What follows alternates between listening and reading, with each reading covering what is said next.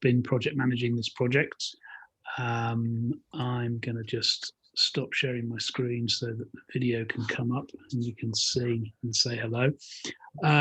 Welcome. This is the Digital SkillShift webinar as part of All Digital Week.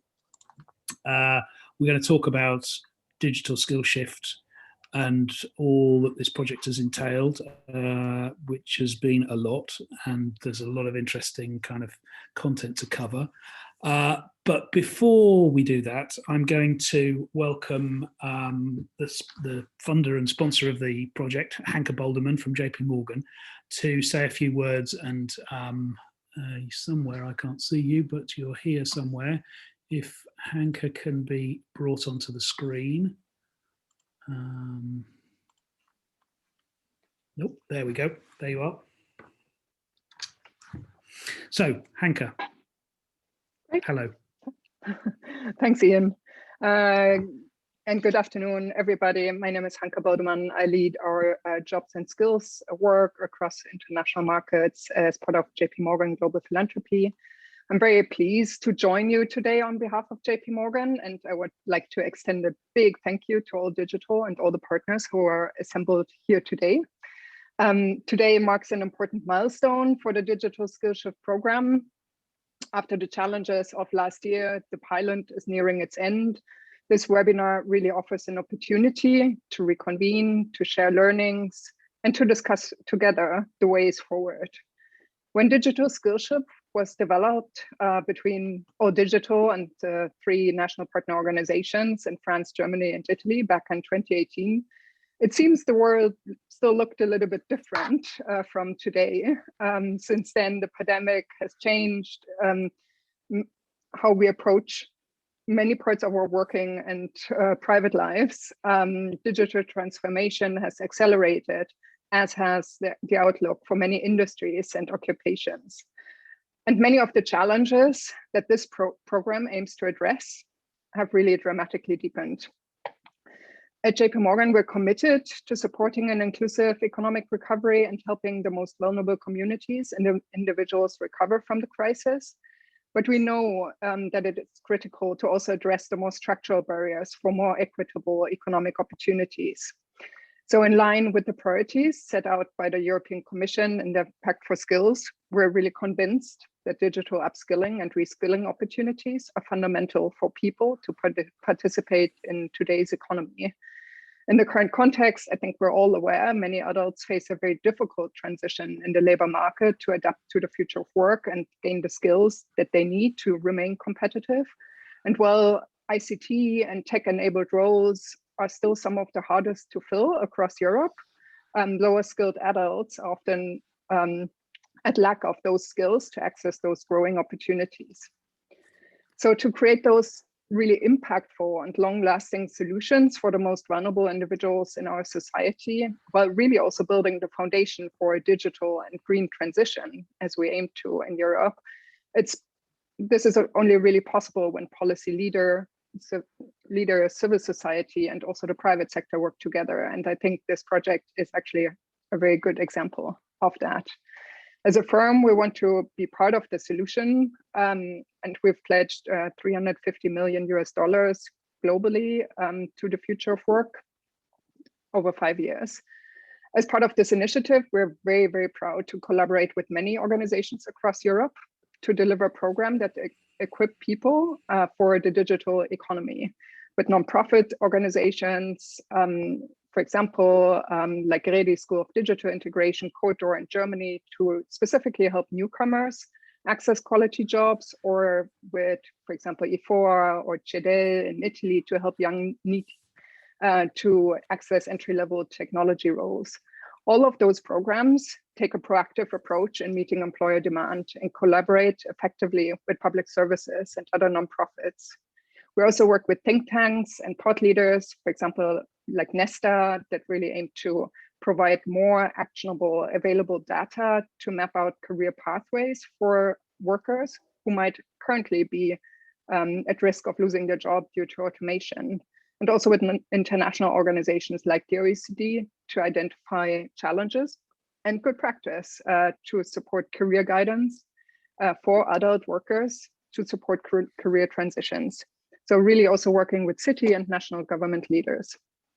So today we're very, very delighted to see the results of the programs, the learnings of Digital SkillShift, and really want to extend another big thank you to all digital and the 3 national partners, Stiftung Digitale Chancen, Simplon, and Fondazione Patrizio Paoletti, as part of this project. It's been quite a strong journey. We believe there's strong potential in developing scalable curricula and implementation models, as has been the case in this one, and really to meet the talent needs of employers across Europe with those. We also hope that the learnings of the program can help other organizations supporting employability of low-skilled workers to design and to improve their upskilling programs. So thanks a lot, and really looking forward to the discussion. Thank you, Hanka. There's so much that's wrapped up in what you've been saying, and I mean, you mentioned OECD just then. We had Stefano Scarpetta again this morning as part of our launch event for All Digital Week, talking very specifically about in terms of digital skills changes with respect to the last year and post-pandemic skill changes, and the biggest sector of the population who are most heavily affected are younger people, and apprenticeships particularly hard hit, placements particularly hard hit, which we in this project know only too well. But we'll talk about that later. But I just wanted to reference that into and there will be some stuff that I will send you, which I think you might find interesting from this morning. Anyway, okay, I'm going to shut up and, well, not completely shut up, but I'm going to talk in a moment more about the project. So I'm going to switch back to our presentation, if I can manage to do that without messing it up. So hopefully you're now looking at the slide for the start of the event. Reskilling and upskilling for online working. No. Okay, so we've had our welcome from Hanka. Thank you very much. It's really great to have you here. I don't know how long you can stay, but I believe you can't stay for the whole time. But we're going to try and cover quite a lot of material. I'm going to kind of give a little bit of an overview of the project, and then we're going to try and kind of take it through step by step to some extent, the creation and the contents, the content development stuff, then the course delivery, and then the evaluation, and then a little bit of looking at the end about All Digital Week. At any point, people, please stick your hand up if you have a question. Put the question into the chat panel and hopefully I will spot it. And if not, then someone else will alert me to it. But please try and just hold us. If it's a quick question about like how did that work or how was that, then please just ask, because that's the purpose and point of this.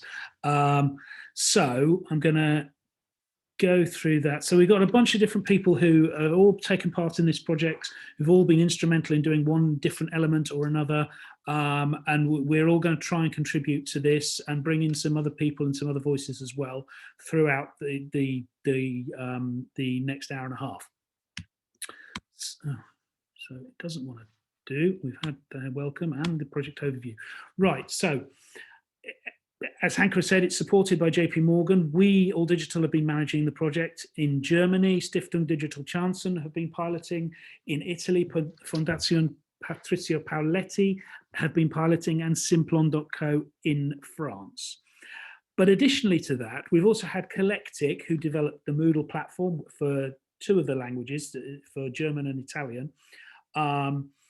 And Y Internet in Switzerland have delivered the evaluation. We're going to hear from Thanasis and Kate later about that evaluation. So I want to thank all of you for helping this project to kind of get to where we are now, which is near the end, just so that everybody understands that. In fact, it should have already ended, but because of the last year that we've all had, it's been extended.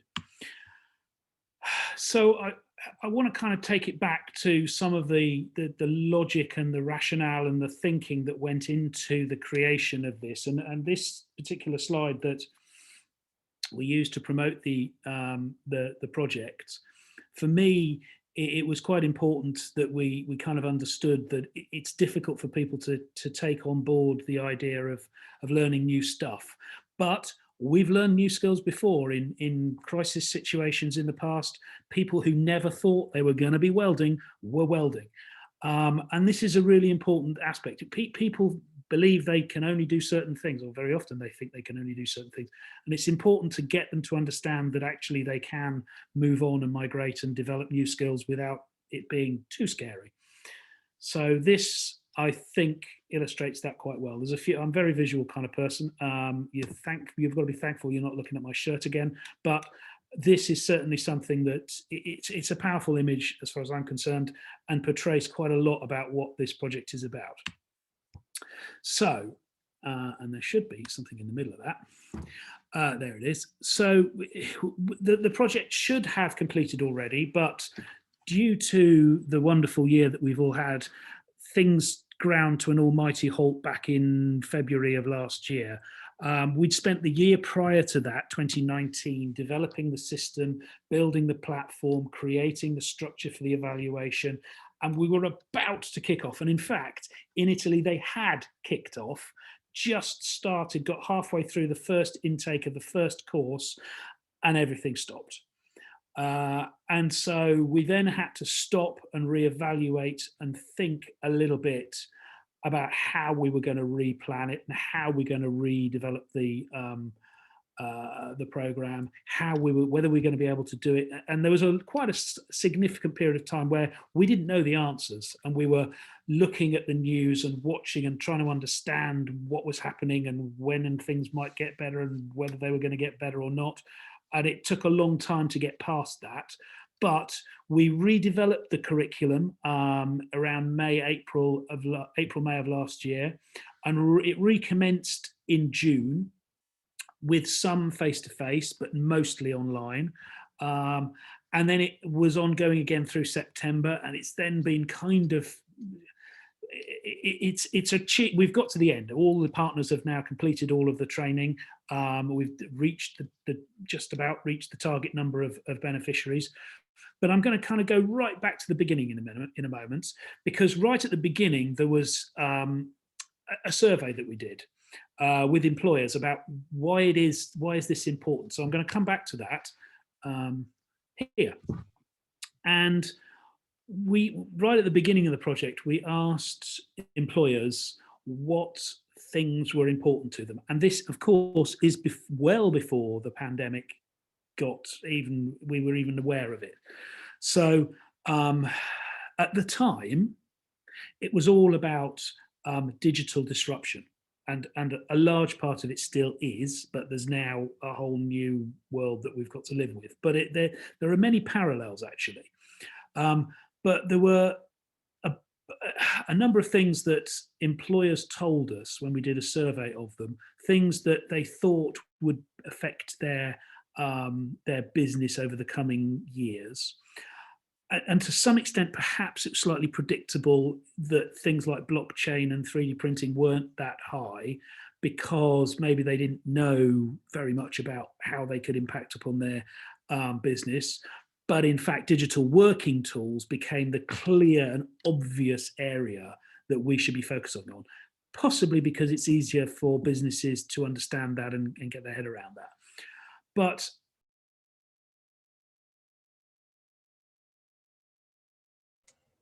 Ian, you got muted for some reason. So not only did I get muted, it also refuses to go back a slide. Lights, okay. Okay, now it's okay. So yes, I don't know where I got muted, but when we asked them about digital working tools, the things that they really wanted to know about was teamwork and collaboration, content and data management, all the stuff that we're all using all the time, and now we're using them even more. So that's why it's relevant now in a post-COVID, or hopefully a post-COVID, nearly post-COVID post-pandemic world, these things are still relevant. Teamwork and collaboration, online working tools, they are now even more important than they were before. So this was the grounding and the basis as to why we chose the tools that I'm about to demonstrate, or well, I'm about to talk a little bit about. Now it doesn't want to move forwards. Right, so originally, and I'm not going to talk a great deal about this slide because this slide shows 3 different job roles that we kind of came up with, which Altheo is going to talk about shortly because they got refined down into basically into 1. But originally we had talked about 3 areas of so kind of customer relations, project and business development, and salesy type roles. And each of these were the sorts of things that they could be doing. And ultimately we've refined that down into 1. But the point being that there are multiple different granular type job roles that could be picked up in a program such as this. And the scope for doing more of them and doing more different job roles and being kind of more creative and also updating them with newer technologies that are coming along. So there's a lot that could come out of this and that could change and could evolve for the future. Okay, I think that was my last slide and I'm going to try. Yep. Okay, so that's a kind of very, very quick overview of the history of the project.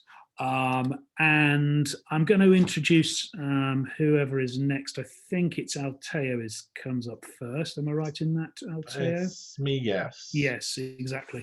So Altheo is going to talk to start with about the learning content and how that was structured. And then Nenja and Giulia are going to join on some of that.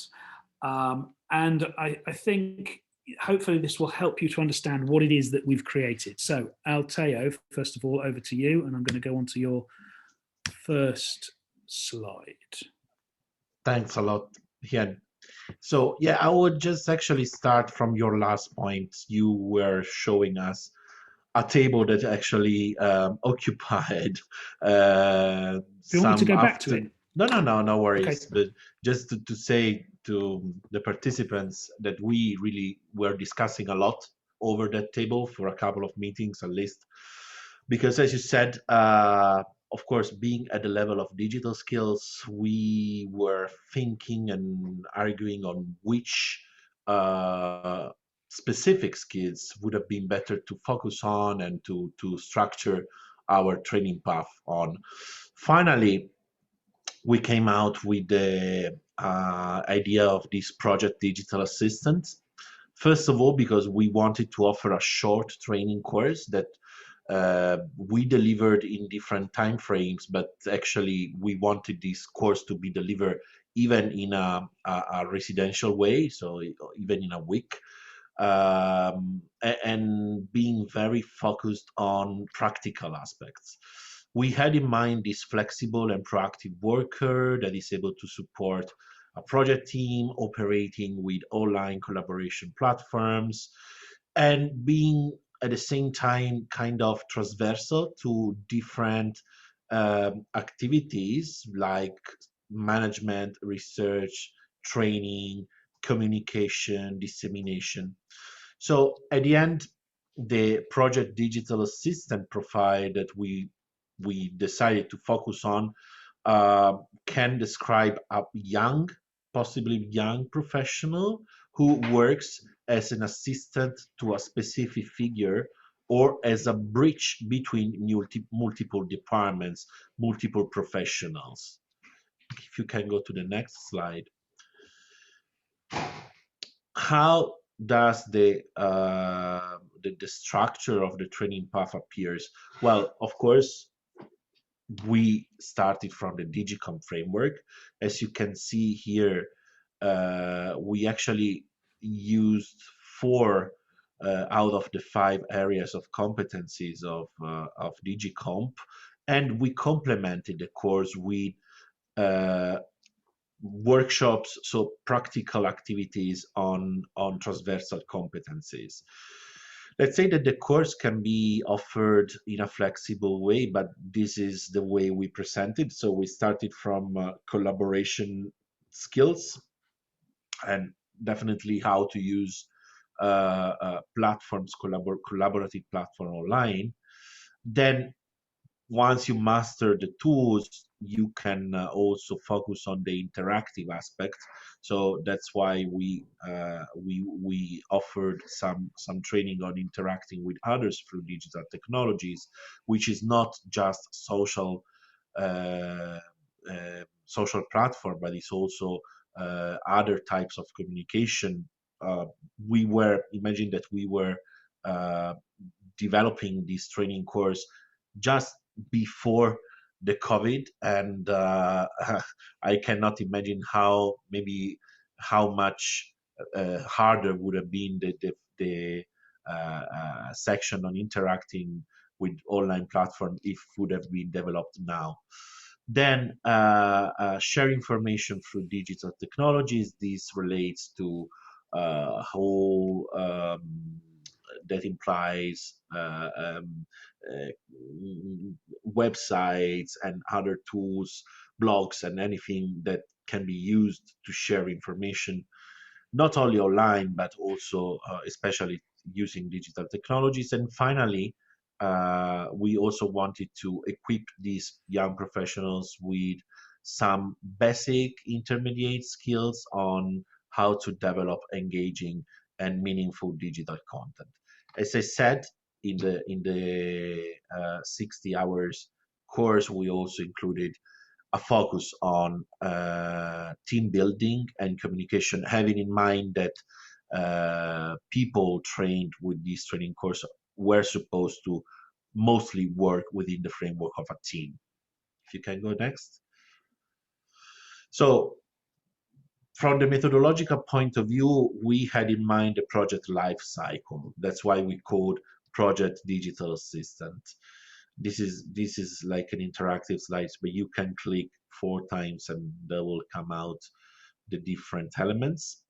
So this also shows how we actually focus the training based on the stage of the project, and how the professionals, the project digital assistant, can really support the team. At the startup phase, definitely using and arranging the best possible way a team management platform. G Suite is just an example. Then when you go to the planning phase, we focus a lot on different online conferences too, and also monitoring and evaluation tools. At the execution phase, the focus of the classes and also the group works was more on the training activities, research activities, and also promotional activities related to a project.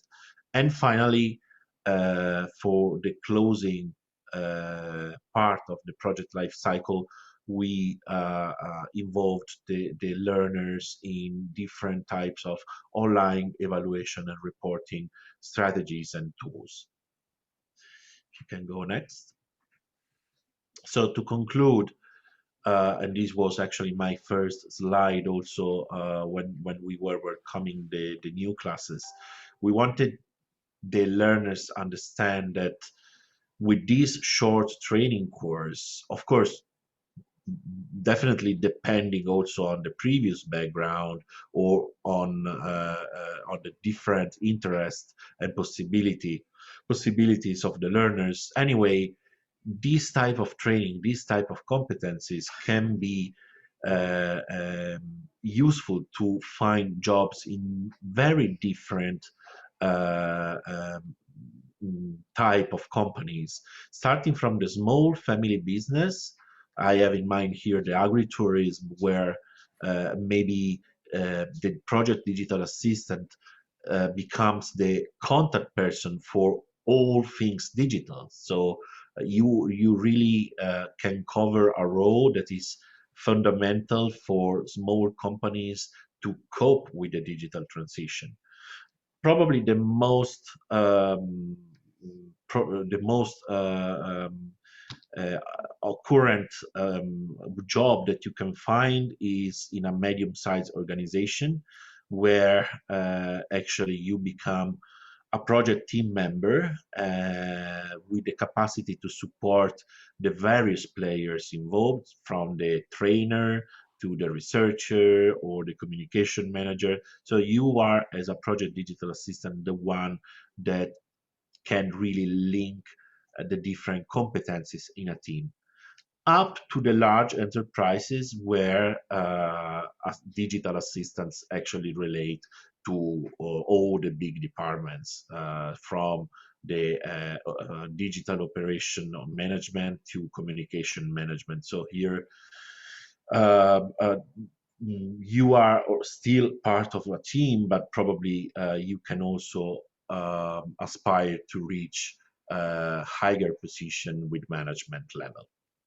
So this was our offer, and I think this is also my last slide, which we actually delivered in different ways in the different countries. Thanks a lot. Okay, thank you. Yep. So, Nenja, do you want to unmute? Okay, yep, great. Yeah, great. Yeah, that was actually my cue, actually. Thank you, Altheo. Let's go to the next. Yeah, perfect.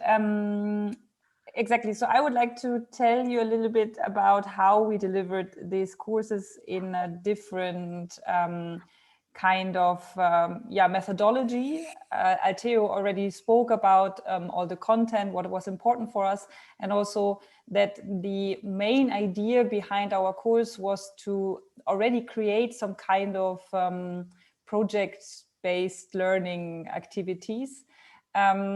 But clearly we have our different organizations, the 3 partners from France, Germany, and Italy. We work different with the target group. We target different groups of people. So, and also of course, COVID came and put a stop to our initial ideas how to implement the course. So we had to really think about it in a different way, and that are all reasons why in the 3 countries we delivered the course in a slightly different way.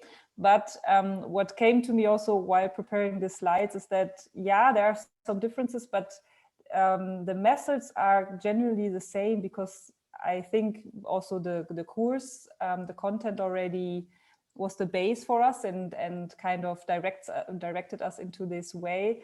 But also because I think these kind of methods are important for delivering this kind of courses. Okay, let me just shortly go to the main difference here. Maybe you saw it already. It's that in France we had a course that was still on site. So our French partners decided that they would like to have face-to-face trainings. It is important for their students, for their trainees to have this. It's very, hands-on, and they need this kind of, let's say, care throughout the course. So what they did was, as soon as it was possible in small groups and with distance, of course, they did on-site trainings, let me see, from 9:30 to 5:30 every day per week. And also they covered much more of hours with this clearly. This was clear for us from the beginning because, as I said, we are different organizations, and sorry, our French partner, Simplon, way with the trainees, so they learned even more than our course focused on. And compared to this, Italy and Germany had decided to have full online courses after we realized that COVID was not just going away in May or June, and stick to this. As I said before, this was also a difference, was that in Italy, for example, as you can see, and in Germany, we have 60 hours of training. In Germany, we had 6 online sessions, in Italy, 12 online sessions. I will come to this later also. That means we have a synchronous and an asynchronous online training. So as you see up in the first line, we have a lot of self-learning. So that means that the trainees really have to come to, go to the Moodle platform, let's say, or to the Simplon learning platform and study the content, and then come back to us in the online sessions where we, in a synchronous way, learn together in the workshop. And there I'm also already in the first line. As you can see, we have some kind of differences. Maybe, for example, Italy focused more on the flipped classroom, which means the trainees really had to study before and then come with the content to the class. Whereas we in Germany, we introduced the topic, then the trainees had to learn a little bit about it, and then we spoke again about it there to make a task. I will show you this later as well. But this is the let's say the big overview. Let me just check. I think, yeah, we can go from here to the next slide because I have a little bit prepared you the structure of the French course. And you see they had really four full weeks in which they used the specific weeks for different kind of contents. The first week was more for an introduction, a test, and already start with the project of the course. And then the second week and the third week, as you can see here, they went right to the content. They presented the tools, they worked with the tools in this kind of project. And in week 4, they started to already prepare for the exam, which followed then at the end of the course. Next slide, please. Thanks. This is the German course. You can see here, I focused with this graphic more on the meetings. What the students had to do between the meetings, what was actually the main part. So what we did in Germany was that we had always a structure in the meetings where we had an introduction to a topic. In the first meeting, for example, then we started the work started to work in groups and explained then how the group has to do the task for the next week. And then in meeting 2, for example, the group had to present their task, their results, and we discussed it together. Then afterwards presented the introduction to the next topic, collaboration, for example, and then told them the new task and sent them off into the group work again. And this is how we actually went through all the courses. So the trainees had to really focus on how this group work works and how they work together, on how they collaborate, and how they want to present their task next day. And just let me here say, in the end, again, we had a small exam, of course. Next slide, please. I will bring something. As you can see, here I also wanted to show you that Italy had quite a few online meetings that went synchronous, and they had per week three online meetings. And as I said before, the trainees had to prepare these meetings and then come to the meetings and work together with the trainers. And here you can see also the first week was first an introduction, a communication workshop, and then also going into this team work. And throughout the weeks, the topics of how to work together, but also how you use these tools and how you deliver with these tools certain project results was going on. And in the end, also the Italians had an exam. No, I'm sorry. After every week you had an exam, Altheo, I think so, no? Yeah, okay. So in between there were already some kind of assessment, let's say, and the trainees, went through it. Okay, next slide, please. Yeah, I wanted to show you also how our Moodle learning platform looked. I have here some screenshots from the German course. It was actually, I think Italy and Germany had a similar structure in the online learning platform, but of course we had slightly different contents because we worked on our courses by our own and structured them, but also of course collected the content according to our courses. Next slide, please.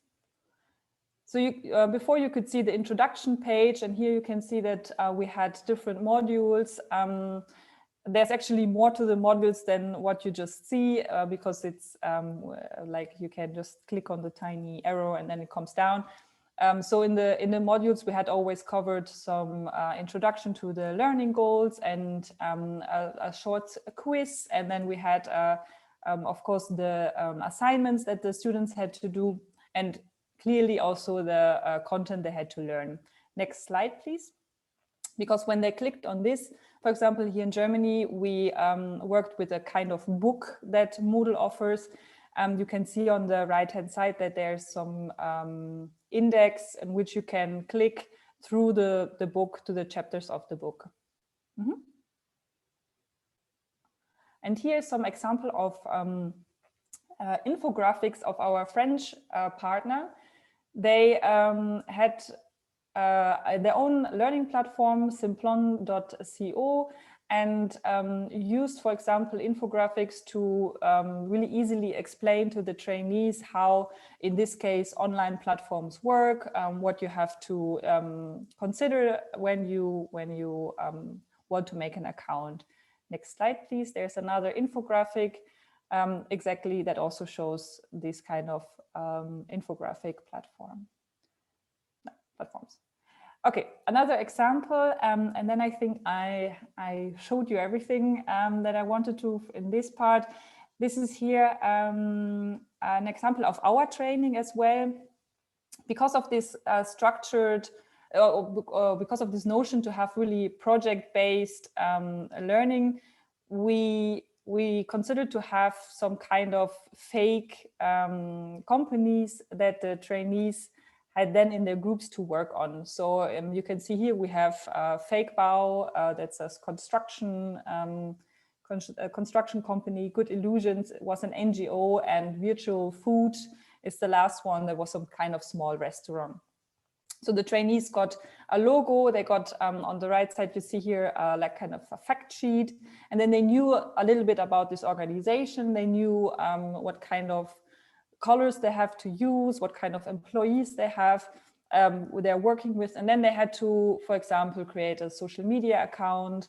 They had to create a website for this company, and they had to just, yeah, kind of have in mind that they work in this small company and act like it. Okay, I think that's from my side everything. Okay, thank you, Nenja. That's great. Really interesting to see all the different, and the fact that you're talking about each other's programs and learning and approaches is great. So, Julie, I'm hoping you're there because you're now going to pick up and carry on a little bit. Yes, I'm here. Hi, okay. So I'm going to move on a slide.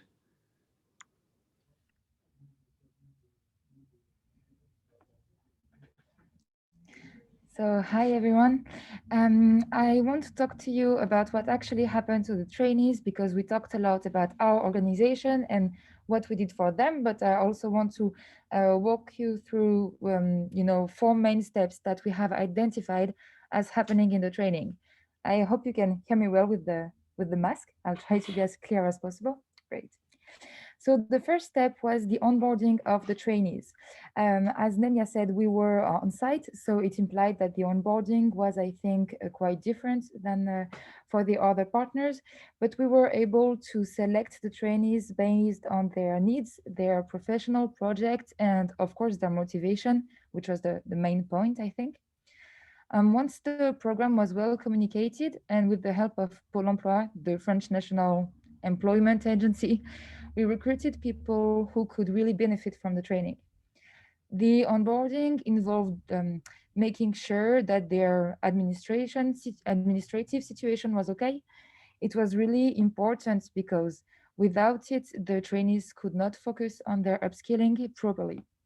We made sure that they could find help to watch their kid while studying, that they could pay for transportation to come to the center. And most of them did not own a computer, so we loaned one to everyone because we really didn't want that owning a laptop would be a criteria to enter the training or not. And we were really aware that not owning a computer would be one of the main break, and we really did not want that. So we were really happy to be able to provide that. So once that onboarding was well done and that they could start getting into the training, we realized that we had obstacles that we had to work on before getting to the digital part. So I just want to talk to you here about a few of those obstacles that were really important to work on. The first one, and it's not a little one, is the lack of self-confidence of the trainees when they would start the course. Of course, they're all different individuals, and I'm talking here about a significant part of them, but of course not everyone. So not having digital skills nowadays implies being far from employment. And the main goal of this course is to help them improve their employability. So to achieve this goal, the trainers and I and the Simplon team, we worked on the self-confidence topic. Not having a job and not understanding well the job markets made them doubt themselves quite a lot. And by listening to them and proving them that they are actually capable of learning digital skills, they gained confidence.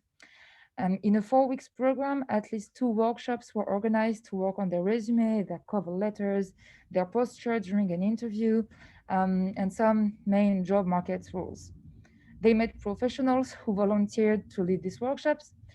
All of this is important, but in my opinion, what actually made a difference was the link that they created between themselves and with the trainers. One of Simplon's value is kindness, and though I was not sure how to translate it properly, it is very strong in this course.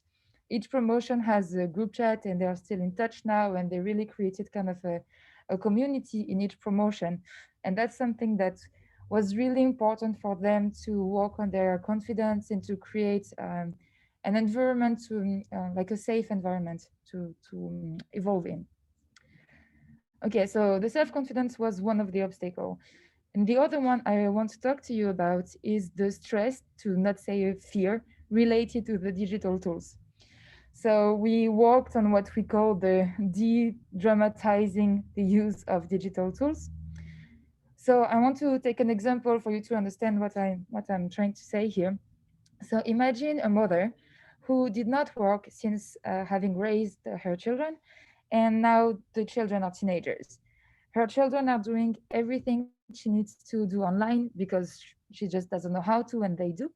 So she can send an email on her phone, but adding a file is already something complicated. She can type her resume on Word, but she doesn't know how to transform it into a PDF.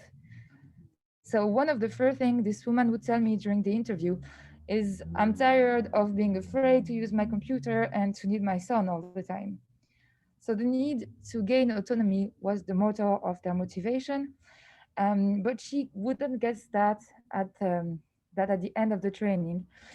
So, you know, like at the end of the training, she actually liked using those tools, but at the beginning, she was sure that she hated it now and she would kind of hate it at the end anyway. But at the end of the training, she was like, most of them were really happy about it. So it's important to look for a job, but also to make a video for her kids, to create a no-code website for her small business. So de-dramatizing the use of the digital tools was definitely something important. The third step we have identified is upskilling in confidence. So what I mean by that is that the program was very intense, And a lot of the trainees, I think, would have appreciated having more time to integrate all the new tools. And that is something that they told us in the end. So to ensure the upskilling, the trainers gave only a few theoretical advices, and the trainees were very quickly into practicing. Of course, practicing is the best way to memorize and actually learning skills, and that's why the three partners here have applied a very practical approach of the course.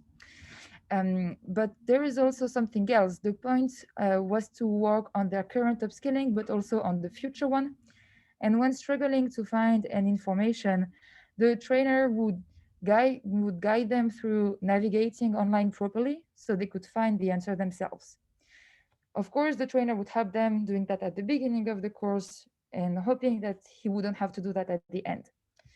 Increasing autonomy is a way to improve the technical skills, but also the self-confidence, so the trainees don't get stuck on something and can find the answer by themselves, so they have more autonomy. When the French government announced the lockdown, some trainings towards people far from employment were allowed to happen. So that's why we were specifically allowed to have this training on site. So we were really happy to do that. And so that we can work in a group and all of that could happen. So this sense of community that was created really helped us, because when a trainee would have a difficulty, another one who understood could help him out, which would of course help the person who is explaining, making sure that he understood as well. So that's something that was really important. And finally, the last step, and it might look like it's the main one, is of course learning useful skills, which was why the trainees came for, obviously.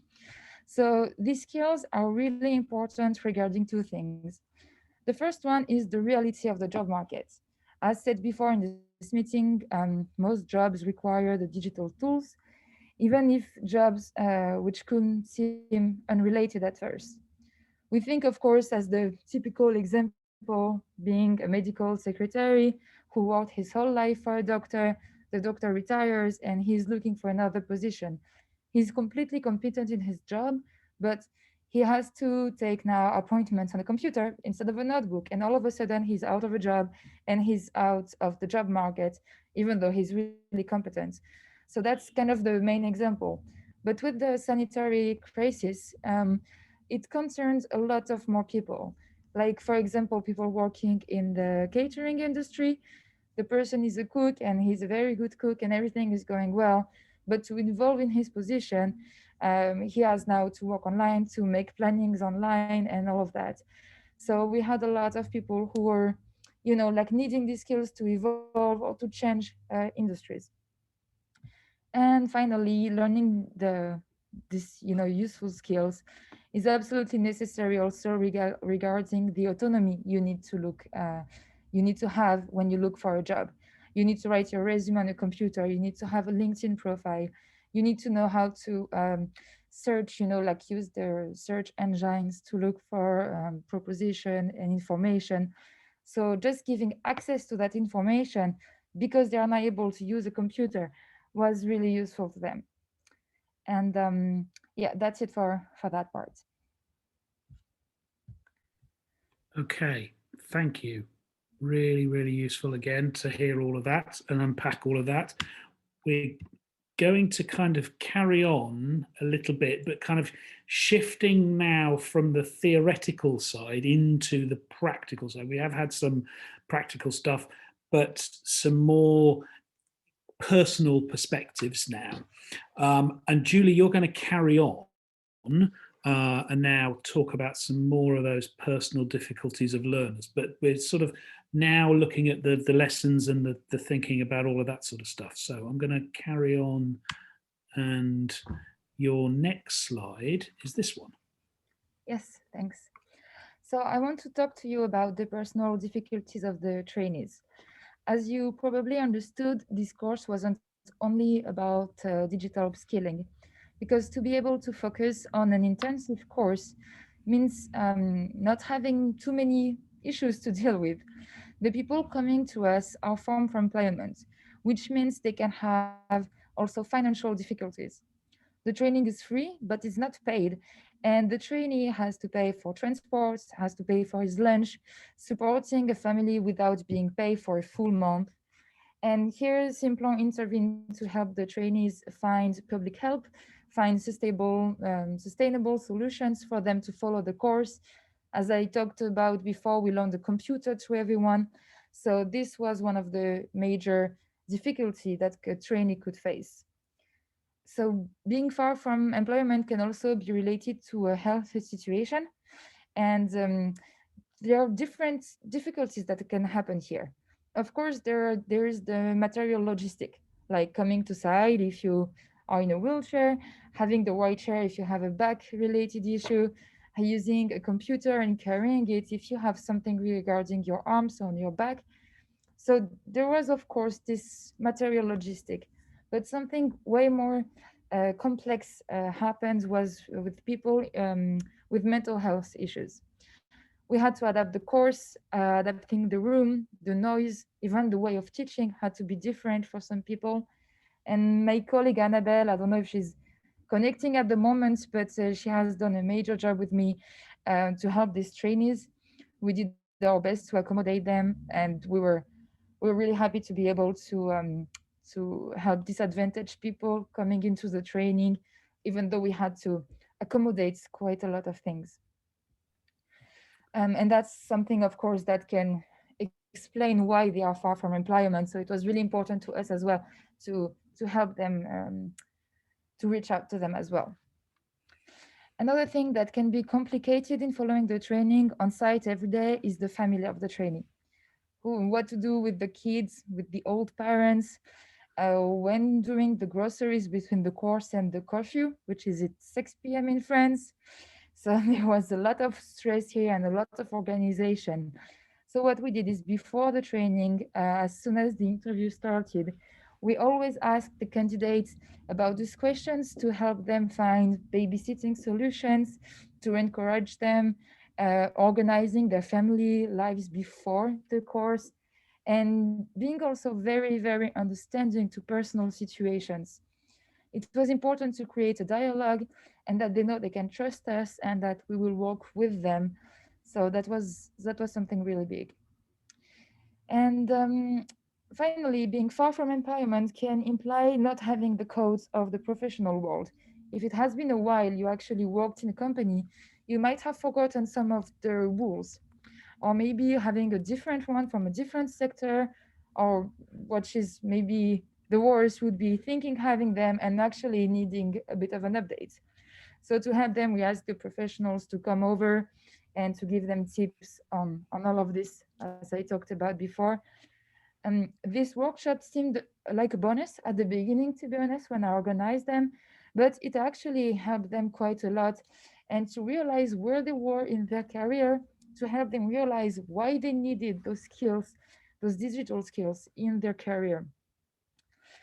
So I want to say thank you to Pôle emploi, so the employment agency I talked about, because we worked very closely with them and they helped us reach out to the trainees, arranging their administrative situation, finding financial help. And Jonathan Malfleury, who I think is connected now, has been a very important partner. So I'm happy that he's able to attend today, and also very proud of all the trainees who worked a lot and achieved a major upskilling. Thank you. Okay. Thank you. Now, we would have been going to Nenja right now, but I'm just going to bring in Giulia, who has to leave at 3, I discovered, and then we'll come back to you, Nenja. Now, so Giulia, can you unmute yourself? Yes, here. Hi, everybody. Hi. I'm really sorry, but I have to. Oh, you've muted again. Yes, very hi everybody. I'm really happy to be part of this webinar and of this meeting, of course. And I am going to start. I really have very short time because I have to start a video lesson in a couple of minutes, but I just want to add my experience as a trainer in this project. It was really exciting, and because it was very challenging. I was in charge. I was with Altheo Valentini, Fondazione Paoletti, and as Altheo Valentini was explaining, there was different sections, and I was in charge of the part related to interacting with people, with others, with the digital technologies, and sharing information. I had to do with the really high-skilled young people, and it was really challenging, as I was saying. And also it was very interesting, the system as it was organized with this Moodle platform. Very useful for us as a trainer and also for the trainees, because it enabled us and them to really be very interactive. So as Nenja was also explaining, we had some sessions online in synchro, let's say, and then some others where they had to prepare themselves. They found a lot of materials in the Moodle platform. They had to study it. They had to prepare. And then in the online session, they also followed some theoretical parts as we explained them, but also we organized, thanks to Zoom and the different rooms, we also organized some session in the online session with the group teamwork. And this was also very interesting, also because, as Altheo Valentini was explaining, the course was structured so that they also had the chance to first learn better, more deeply, how to work all together in team. You also have to keep in mind that we started in presence, but then due to the pandemic, we shift to the online learning. And so it was also a challenge for them to try to organize their learning, not only in a asynchronous way, but also in working as a team in like that, I mean, online or also offline. So we went through a very wide range of topics, and I also have to say that it was really enriching for me, because when we shifted into the online learning, full online learning, let's say, their learning was also not only on the tools like social networks, how to use online surveys, how to use WordPress, and so on, how to create a website pretending to be a small company, as Nenja was saying, but we also went a little bit deeper into the overall strategies in the field of digital marketing. And so I have to say that this was really exciting experience, and really I had to say that I could prove the efficacy of this efficiency also of this kind of learning. So really, thank you to everybody. Thank you to Altheo Valentini, Fondazione Paoletti, and to the project All Digital, which was really a great project for me. So thank you very much. Thank you, Giulia. Off to your workshop or your lesson now. Thank you. You can go. Thanks for joining. Thank you. Bye. Bye-bye. Okay. Bye-bye. Right. So we had to go slightly out of sync there, and we're going to go back into order now. And I think we were up to the point where Nenja was about to speak. Am I right? Yes. Yes. Okay. So Hi. you want me to bring back the slides? Yeah, that would be good. Yes, I'll try. I brought you some pictures of our course, more to explain or to show you that it was, I think as we heard now, it was very important to keep the people going while we had an online course, because we heard now the difficulties of the on-site training. We heard that it was, you need to really think about the trainees to have some, to provide for them, because they are in a difficult situation.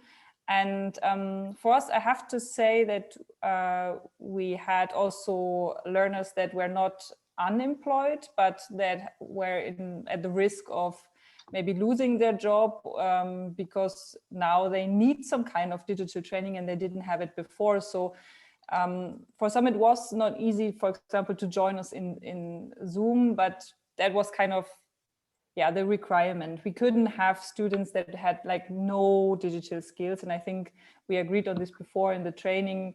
They had to have some minimum digital skills to join us. So they have to have an email address and at least be able to join us in Zoom, and then we take it from there. And that's what we did. But very important was for us to also still care about them and give them the atmosphere in which they want to work together in a group, and in which they are like free to also say, okay, sorry, but I need help here. I don't know how to do it. And I like feel very, very welcome and in a group. So you see here, or let's say our trainer made a lot of fun. For example, he showed them with Canva how to create a crazy background that even moves. And then they all had to do something in Zoom, and they make pictures together. We used, next to Moodle, we used Padlet as a recurring tool to post things for the people to be more interactive, because sometimes Moodle has some limitations. It's very nice for presenting topics. Also, the forums are very nice, but to be very fast and just put a like on something, Padlet was very helpful here. And as you can see on the right side, I think for me it's actually the right side, the people had to spell a word together. And there was kind of, the idea was also to show them how Zoom works, that, for example, you see yourself in a mirror. So you have to actually, if you make like this, it's not the same way the others see it, as you see yourself in the tiny, in the tiny screen. And there was just a little bit for you to see that not only because it's online, it doesn't need to be very focused or very boring or whatever, but it can be very interactive and very fun. Okay, I think then next up is some voices of our participant Sabine, and I brought you also a video from our trainer Moritz. And I said Sabine was one of the first trainees that we had, and I think we were very excited about them, because and that's maybe bad to say, but we were so surprised that they managed to do all our assignments so well. I think we were celebrating them so much, and later we learned that like all the courses did it that well. So, but yeah, I brought you her statement, and I hope you like it. Okay, hopefully you're going to be able to hear the sound. Somebody shout at me if you can't. Okay, I will. Wie gesagt, ich bin Sabine. Ich komme aus der Nähe von Nürnberg. Wohne inzwischen nicht in Deutschland, sondern in But you need to. I know there are the subtitles. subtitles. Ich habe an dem Kurs mitgemacht, weil ich schon länger jetzt nicht mehr in einem Angestelltenverhältnis bin oder in einem festen Arbeitsverhältnis zum Team. Und ich wollte einfach sicher gehen, dass ich sozusagen irgendwie nicht so den Faden verliere in Sachen Teamarbeit oder ja, digitale Skills. Was hat dir besonders gut an dem Kurs gefallen? Ich mochte, wie der Kurs strukturiert war. Also zum einen waren die Themen von vornherein klar und gegeben. Und zum anderen konnten wir trotzdem auch immer so ein bisschen individuell irgendwie das mitgestalten und Fragen stellen dazu, was uns halt mehr interessiert hat. Und generell war das halt ein sehr schönes ja, dieses regelmäßige Zusammenkommen, die Check-ins machen, gucken, wie man sich gefühlt hat bei den Aufgaben und zwischendurch halt einfach, was schön war, dass es sehr so explorativ war. Ne? Der Kurs konnte natürlich jetzt nur in kurzer Zeit ein paar Sachen anreißen, aber es hat dir das Gefühl gegeben, ah ja cool, so schwer ist das gar nicht. Ich kann jetzt auch irgendwie selbstständiger auch weitermachen in dem Rhythmus und das war schön. Konntest du das, was du im Kurs gelernt hast, schon anwenden praktisch? Zum Beispiel arbeite ich auch in einem Verein mit meiner Familie, mit Freunden und generell einfach, wenn man dann die Treffen hat, zum Teil, also meistens über Zoom, weil das im Moment halt sehr beliebt ist, aber ich habe zum Beispiel auch ein Google Meets dann mal ausprobiert und halt andere Sachen und da hatte ich einfach so das Gefühl, ich habe so ein gewisses Grundverständnis, was irgendwie leichter ist. Also, oder ich habe mich an Sachen erinnert, wie zum Beispiel unsere Check-ins und so ein bisschen Spiele und Funktionen. Also wie war das für dich, diesen Kurs nur online zu machen? Also ich persönlich fand es ganz gut und ich fand es in der Hinsicht positiv, weil es darum ja auch ein bisschen in dem Kurs geht und es war wirklich wie so ein bisschen Learning by Doing. Also, dass man genau diese Tools dann auch nutzt. Und es war sozusagen nicht aus dem Kontext heraus, sondern es hatte halt dann diese zwei Seiten. Also einmal, wir besprechen es theoretisch oder probieren irgendwie ein Projekt aus, aber wir machen das auch gerade. Also wir müssen es auch in dem Moment nutzen zur Kommunikation und um uns zu verständigen. Und ich fand das eigentlich super so. Ja. Okay. Yeah, just to say that I think one of the big parts of our training course, and I think it was the same in France and Italy, is that this kind of idea of learning by doing. I mean, the trainees just had to use these tools to go through the course, and that worked very well. And that's now Moritz, one of our trainers. Everybody, my name is Moritz van Gunsteren. Yeah, the content was also very interesting, even like in our research when we were making the concept of the course. Even me was learning a lot because, I mean, the course is very broad, you have to say. And then, of course, you do the research and you find out like every topic of the course is actually very deep, of course. But was even for me interesting if you see at a certain moment what is like the bandwidth of digital tools or feedback from the participants. We could really learn that the whole facilitation of the whole course is very important, like the how we build up our frame and the how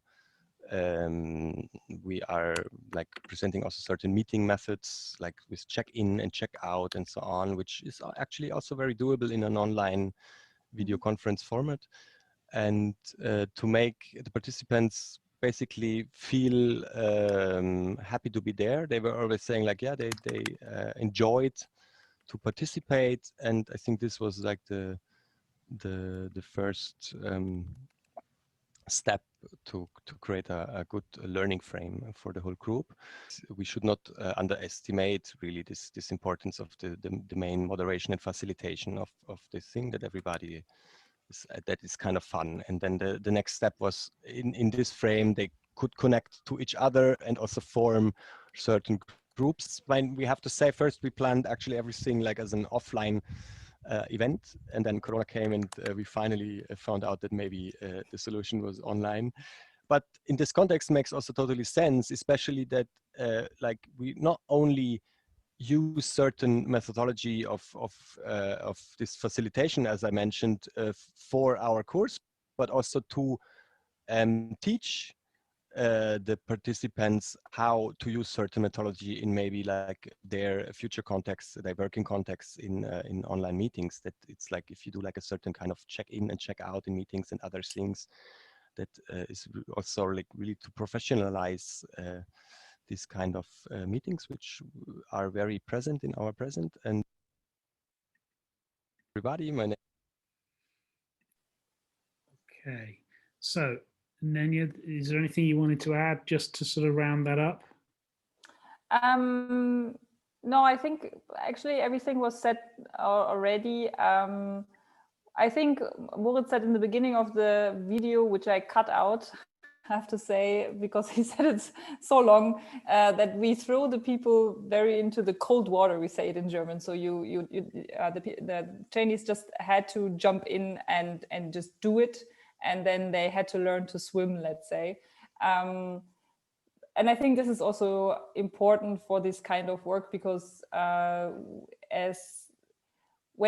everything that is about digital skills, you cannot really teach how to press a certain button to do something, because in next year or in a few months, then this button will look different, or it will be on another place. So you have to empower the people to really just try out, get the confidence. This is what Sabine said in her video, be confident to do something. And I think this curriculum that we made here in Digital SkillShift, and also the training platform, the whole part does this well. It considers this kind of idea that you have to think, you have to be problem solving, you have to have the skills to just do and use digital skills in a certain way, digital tools.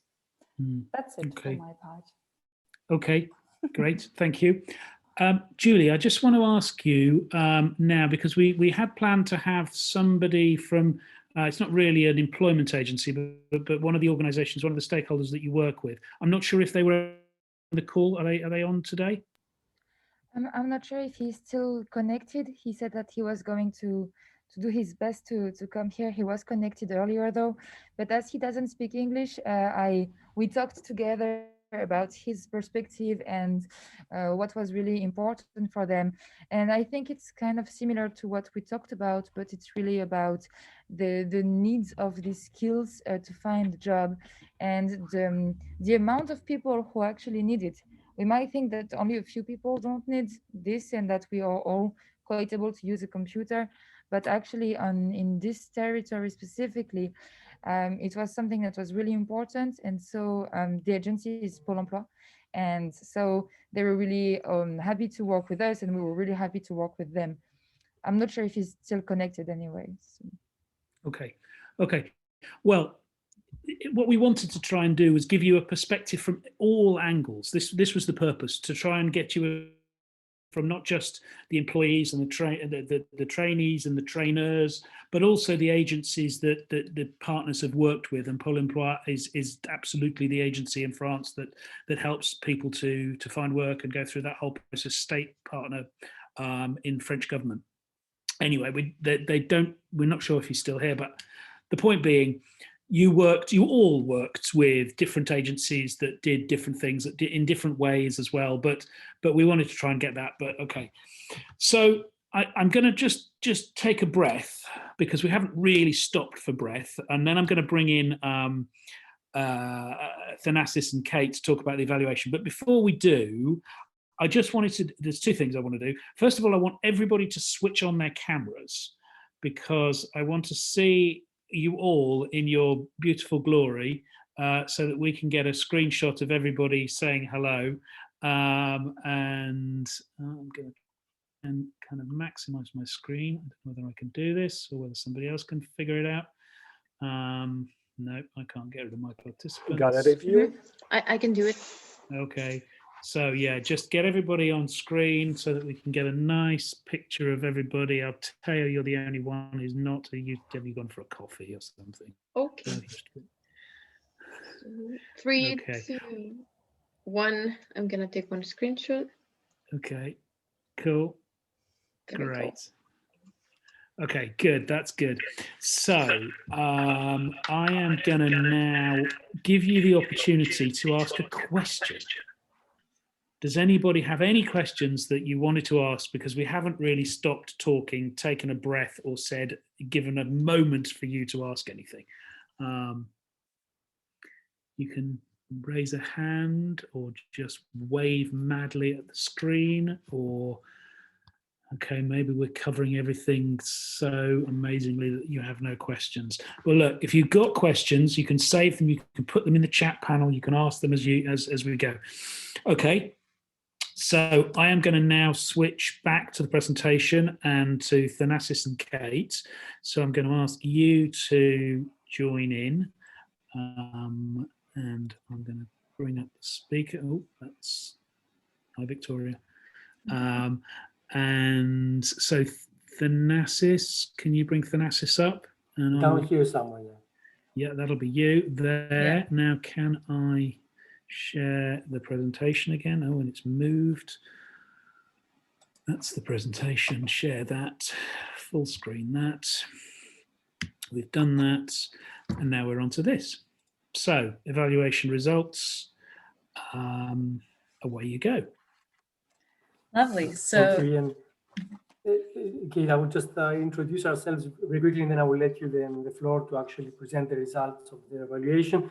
I just wanted to point one thing out before Kate goes ahead with the rest of the details, is that we actually arrived a couple of weeks before, let's say 1 month before the COVID, let's say, crisis appears. And then all of a sudden we became partners of this project because we had to think through all of the different parts of the project with yourself, with partners.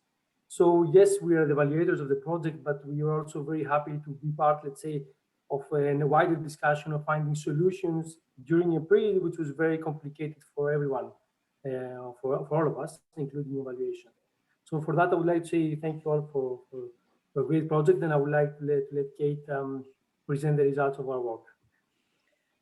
thank you very much, Thanasis, and that actually is the first point that I wanted to bring up. It's been really interesting for us as evaluators to watch how this project has evolved from where we came in the conceptual phase to its implementation and extension, and trying to find and adapt our evaluation tools to be able to capture as much as possible what was happening as we were going on to almost entirely online models for 2 of our 3 partners.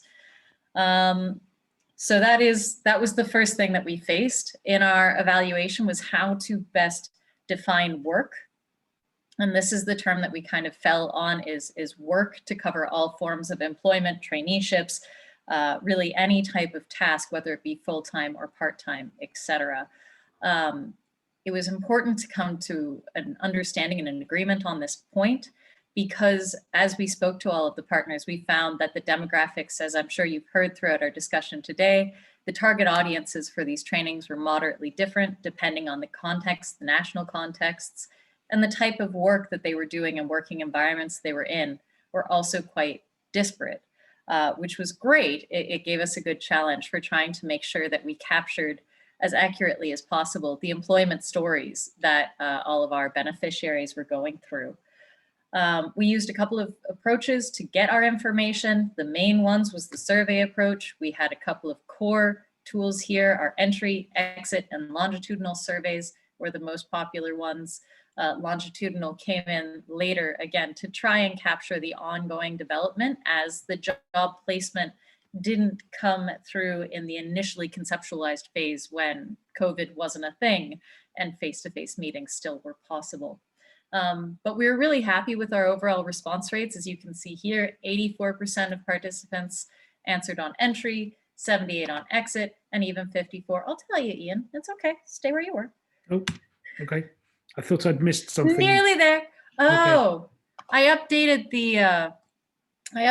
the online draft, but I have our entry entry survey, 84%, or 239 responses to. Exit survey, 78%, or 167 responses. And our longitudinal survey, 54% of all course completers responded to. That's over 115 exactly responses. And we got surveys or trainer responses from 21 individuals, which was great. Then we, of course, had email exchanges with our implementing partners and some of the case study beneficiaries, and got feedback from our trainers as well. Now you can go on. All right, I'm just going to talk a little bit about the outcomes from our entry survey, because this is the most interesting point for me, at least, in the entry survey. And it really highlights what Giulia was saying as well about the importance of this program for building confidence. So you can see on the left side of the screen here, we had 2 very similarly worded questions. I do not have a high level of confidence working with digital tools, and I do not have a high level of experience. And what we found is that more people actually 40% of respondents to this question said that they had a difference in their level of confidence and experience, and the majority of that group indicated that they had more experience than confidence. So it's people who, as Giulia, in their job, maybe they're having to start to transition to use more digital tools, but they're not quite confident enough in using them. So the upskilling that is offered by this training clearly was an important motivator for nearly 40% of participants, which I thought was very interesting. Now, briefly, and I think we're going to blow past this point, stay where you are, Ian, I'll tell you when to move. I'm just going to go over some of the demographic differences that we had between our groups. So I think you've already heard by hearing feedback from Altheo, from Giulia, from Nenja, that there were slightly different targeting requirements. So Altheo, his course, the Italian courses, did come out where the largest group, age group, was 25 to 29-year-olds. Nearly half of the participants were within that age group, whereas Germany and France, the majority of that, well, the largest proportion were above 45 of beneficiaries in Germany and France. So you have very different career trajectories, training trajectories, all of these things for these 20-year apart different age groups. Then there's education, but you can imagine how this would follow. When you have younger participants, you're going to have less education. I think, to me, the most interesting, though, was in France, and we're going to see more information about the French employment situation, but the education situation was almost cleanly divided into three sections, where you had approximately 25% apiece, or a quarter of the beneficiaries having an elementary school education, another quarter having a high school education, and the third quarter jumping all the way up to a postgraduate level of education. The final quarter was represented with people who had taken either technical trainings or university training. But this shows the wide range of people who are needing to go through digital upskilling. Another driver for this course, as I understood at the beginning, was to make sure that we tried to help women get more into the workplace, and that was consistently represented with, I'm just going to average it all out, about 70-30 in terms of female to male ratios in all of our different trainings. So that was a really good accomplishment. Now we can go on to slide 3. This is the one that Ian's most excited about. I think it is our employment story. Now I'd also, actually, Ian, is it too much to ask to show my screen? Because I was thinking about your note this morning, and I've tried to put in a representation of the graphic as well. So I think you can take control of the screen if you just share screen. No, sorry. Can I share my screen? That's what I mean. You can, if I stop sharing your screen, go. Now I can. You can now share your screen. Yeah. So pretty much the same slide, but we've got one slight difference here. We've got the longitudinal study represented as well. Are people seeing this? Yep. You're brilliant. So we have our German, Italian, and French cases, and then an average in black. And you can see already what Nenja was describing. They had a lot of people in their group that were underemployed or partially employed at the time of entering the course. And so it was a lower number of unemployed people overall. Interestingly, you do have sort of more movement between under, partially, and fully employed from entry to exit than you have a change from unemployed to one of the top three groups. It's also important to note that in terms of response rates, our German exit surveys were some of our lowest numbers. So the percentages there are less statistically significant. I just wanted to throw that out there. Italy had a number of underemployed people, and France, of course, had this high percentage, I think 90% or more. Yeah, over 90% indicating that they were unemployed. 86% of them on exit indicating they were unemployed. This was the highest unemployed population of the three groups. Now, what was a really compelling movement we saw, though, was from our exit to longitudinal study, and that's the bar on the far right, right-hand side of the screen. This one is not as precise of a measure because we didn't have the exact same question replicated in the longitudinal study. This was more measuring how our participants felt the training had equipped them for going into the job market, and didn't so much gather how much time their work was taking up. But as I already showed you, we had a reduction in the number of responses from exit to longitudinal, but we had an increase of 19 people indicating that they had some kind of work in the longitudinal study. So we went from, I have the exact 41 people said that they had some form of work, that's including fully, partially, and underemployed, all of the categories wrapped in, and 61 people indicating that they had some form of work in the longitudinal study. So that's already an increase, even though we had a 25% reduction in response rates. I think this is really compelling. Obviously, we're hoping to get more information about what types of work this is, if it is new work for them. In most cases in the longitudinal response, only, I don't know, let's say 12 to 17, it depends on how we take out the data, said that they'd found new work with the skills that they used or developed during the course. But the data of employment speaks to more people having found some employment solutions. I don't have to tell you to do it anymore. I have the power myself.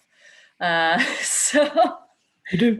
We'll just keep going in that direction.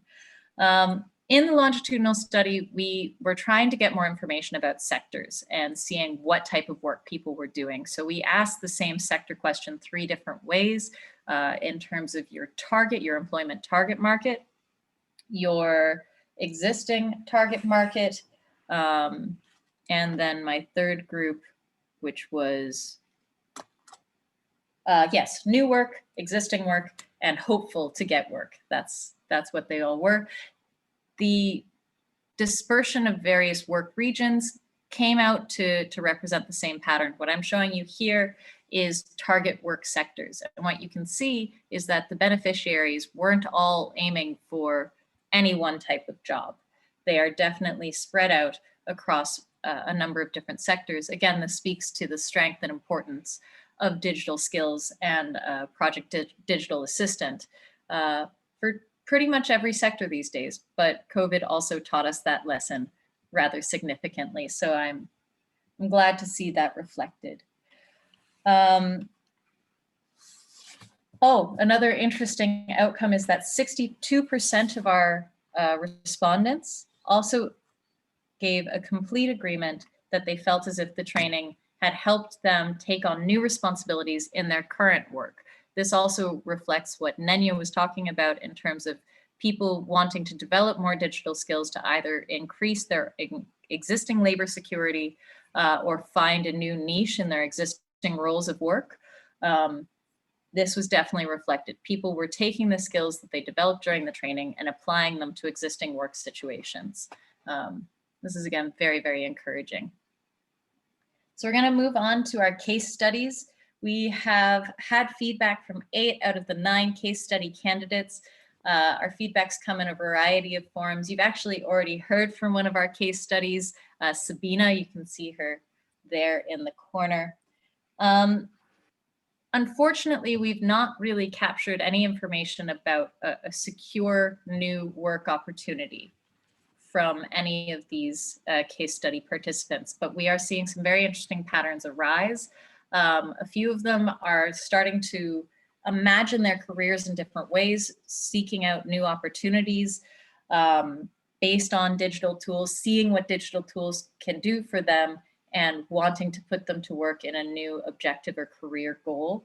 We have people who are interested in starting their own podcasts, pursuing further audiovisual training to deepen their knowledge in that initiative, or volunteering. So we had one participant who immediately after the training went and did a different professional training in the public school system. So they're clearly continuing to upskill themselves. And this digital training is a whole part of their process and their road to work. Yeah, that's what I'm going to show you here is just a quick little image of what our case study participants thought of the course. And we have a lot of really positive feedback going on here. It's structured, versatile, exchange highlighted in a number of people's outcomes, which again speaks to the community building, team-oriented aspect of what the trainings are working on. An interesting outcome, though, that I've been thinking of while listening to our other presenters today is that while a driving force of all three of the implementing partners initiatives was developing teamwork capabilities, a lot of outcomes that we're seeing are more job creator motivations instead of coming in as a support or assistant role. I think this can be a powerful impact as well, though, giving people the power to control their own workflows. But that's coming from a contractor as well, so maybe I'm biased. Overall, the feedback from participants and from trainers was broadly positive. People have been really grateful for the opportunities to develop these skills and are showing an interest in, good, all right, taking back control, are showing an interest in pursuing further deeper trainings. So as much as the course was designed to give you a quick and effective introduction to working with digital tools, what's been found is that it is piquing the curiosity of beneficiaries, and they're just wanting to go deeper and deeper into particular topics. So there's a lot of feedback saying, I'd rather have this split into 2 or 3 different trainings so that I could really focus on each of these various elements. Well, that kind of goes right back to the beginning and say that there are different types of potentially different job roles that we could develop for the future. Yeah. Okay. Thank you, Kate. I am conscious of time. We have got to wrap it up. That was pretty much my last point. I think so. it was, yes. So thank you.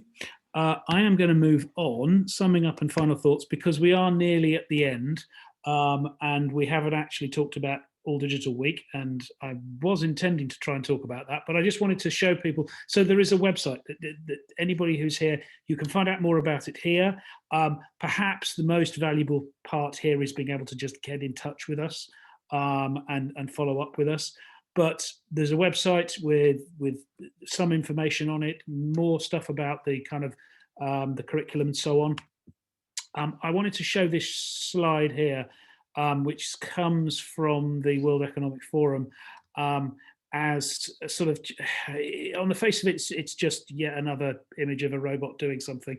But for me, it's the interaction between the human and the robot that's in here, where the human perhaps is doing a kind of a job that a robot used to do, and the robot is now doing the manufacturing job that the human may used to have done. But that might be my interpretation of this particular image. But for me, the world of work is changing, and okay, we're not talking about high-end manufacturing jobs really with this project. We were talking about digital working tools. But I think the bottom line for me is the world is changing, and technology is changing faster than we can keep a track of. So I kind of wanted to finish with just that final statement, going back to the beginning, that we have got the ability to take control of our lives and do things with it, and we have the ability as organizations that provide training and to help other people do that. And it can be daunting, and a lot of what we heard today was about confidence and that getting past that first hurdle of just understanding that you could do this. And that the machine, you can own the computer, you can own that machine. So it's just really important to remember that people can be very nervous of the technology and very kind of uncertain of it. Right. So I'm done. That's a thank you. I'm going to stop sharing, go to the screen, see if there are any questions in the chat. Can I find the chat? There's a chat. Ekaterina has written, for any questions, please write to info@alldigital. Yes, so if you've got any questions, please write to us. But would you like to talk about All Digital Week just for a couple of minutes? And yet again, you've got pushed to the end and you're not going to get a great deal of time. But would you like to just tell people about All Digital Week for a second? Yes, you're talking to me, right? Yes, I'm talking Always to you. happy to talk about All Digital Week. Hello, everybody. And this is, of course, Can't not for see you. Digital Week members, but Yes, this is there we for Just that. everybody, for those who are not a part of our network. And just try to be as fast as possible, that I've been practicing. Tell us in 2 minutes about the campaign that we've been running since 2010, and this year is the 12th year of the campaign. So why do we need it? I wouldn't repeat the figures. 42% of the European population do not have basic digital skills. And even 20% of young people who usually we think are digital natives fail to reach a basic level of digital skills. Before the pandemic, only 40% of teachers were ready to use digital technologies in their work. And of course, during the pandemic, this digital was thrust upon them. But being able to open Zoom doesn't really mean digital education, as we discussed during our launch event this morning.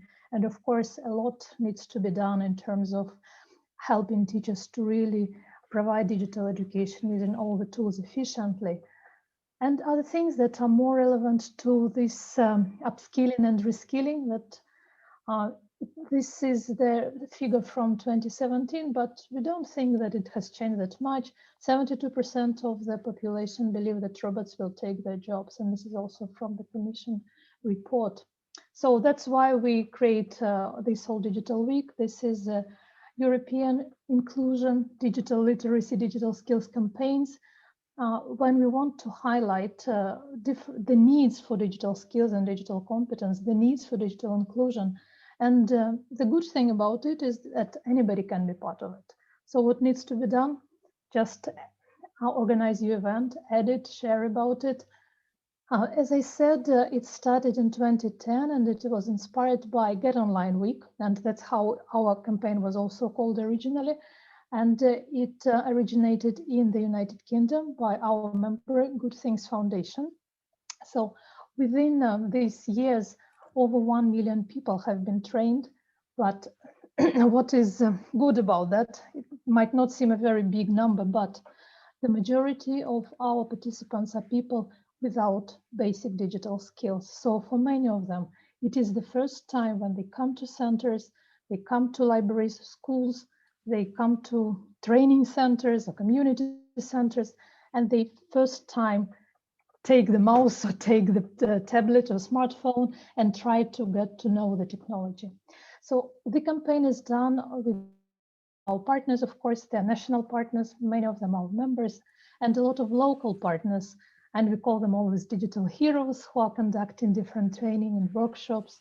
They provide assessment and certification and organize conferences. And of course, recently it has been all online.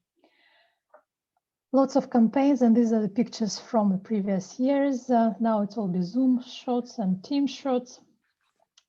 We are very thankful to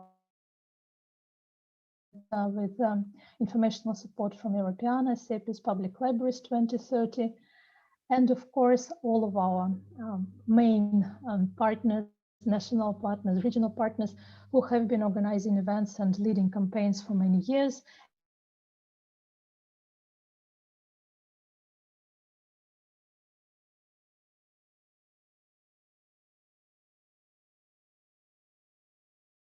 Two weeks, and a lot of them are here, and thank you so much for organizing events. Events, as I said, are very different, and this year they are around 4 main topics about basic digital skills and media literacy, STEAM, coding, AI, advanced digital skills and employability, and digital cultural heritage. So broad scope of events. And what we want to do, we think that everybody is a digital hero, especially everybody here who is training and teaching digital skills is definitely a digital hero. So that's why this year we came up with these visuals.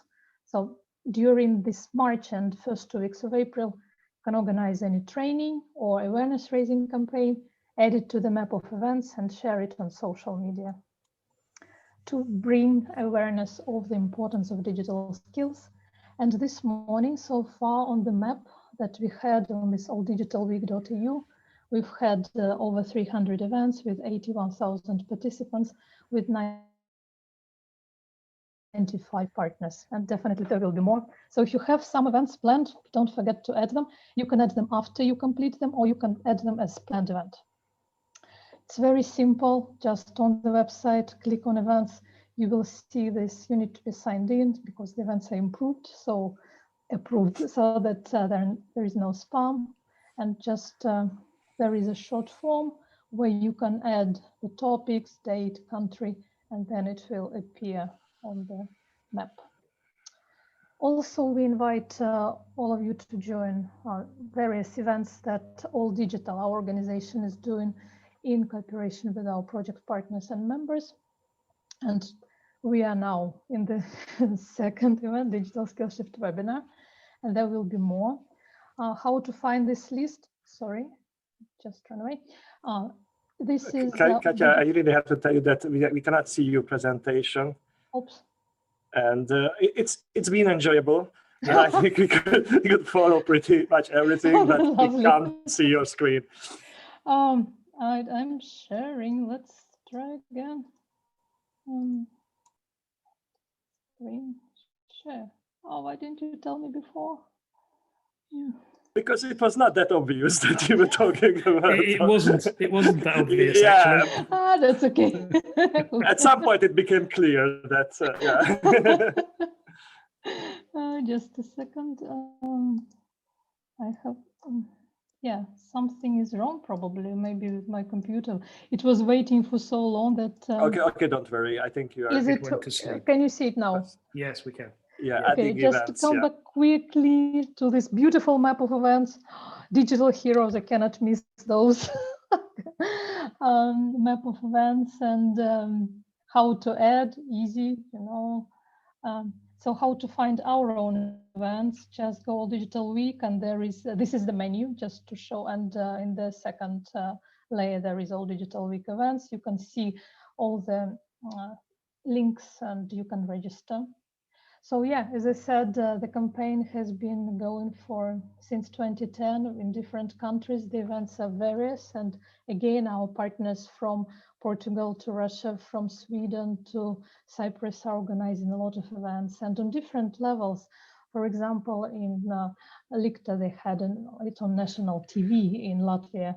So that's how it was. There are a lot of events coming from Spain and Extremadura. They've always been very busy.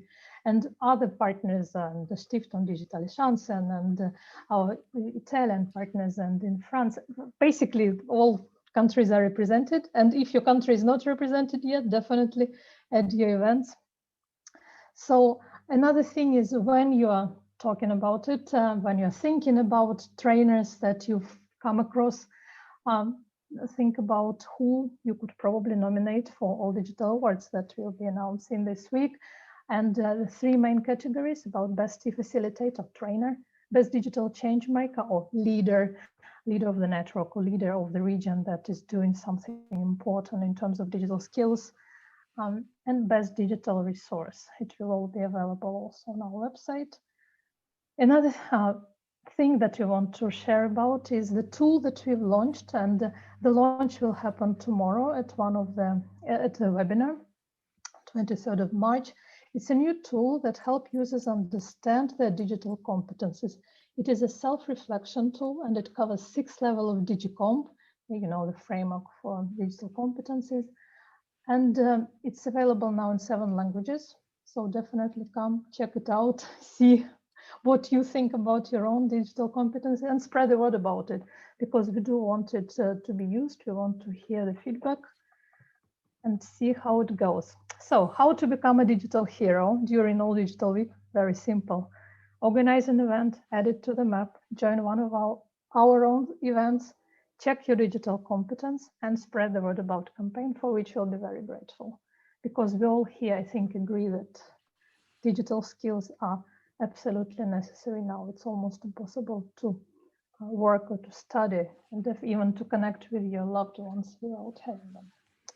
So, and that was a very quick presentation of All Digital Week in just 3 minutes about needing digital skills for a stronger Europe to go beyond the pandemic.